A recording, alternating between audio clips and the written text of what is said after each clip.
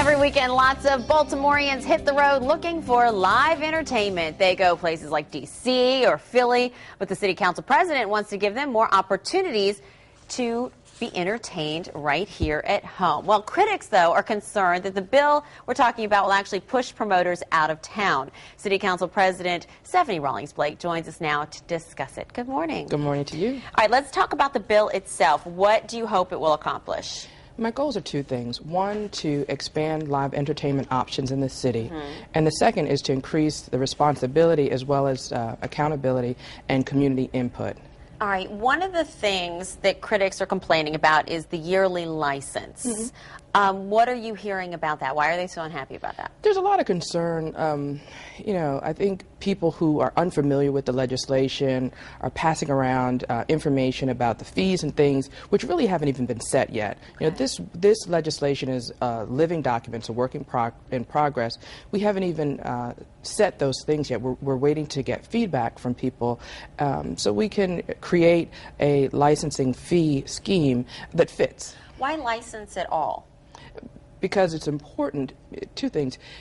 Right now, you can have live entertainment as a matter of right in the zoning, but that doesn't give the proper tools to communities when the operator is a bad neighbor.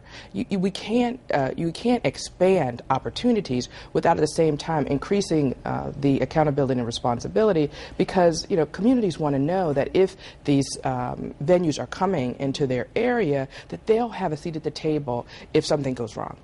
And part of that is the provision in the bill that if they get 10 complaints, what happens? Well, that's where we are now, trying to figure out.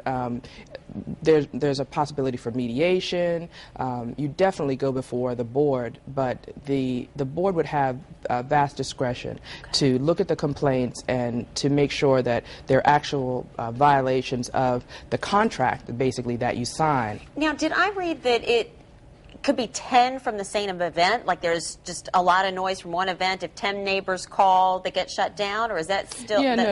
Yeah, that's the types of things that we're working on now. Okay. We don't want to put an unfair burden on venues, but we have to also make sure that communities feel that they have the safeguards. So we're doing the balancing act. We're hearing from operators, we're hearing from police, we're hearing from community people to make sure that we get it right. So at this point, what can people do if they want to get involved, they want to have their 2 cents heard? We are having a series of hearings, one this evening at Morgan State.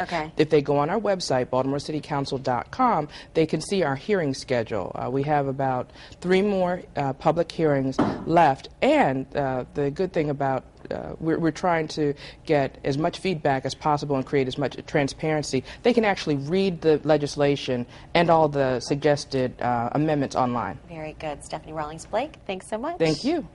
Coming up at our 7 o'clock hour, they are the first couple of rock. Ozzy and Sharon Osbourne take us behind the scenes of their new show, Osbourne's Reloaded. And next, nearly 9 million computers are already in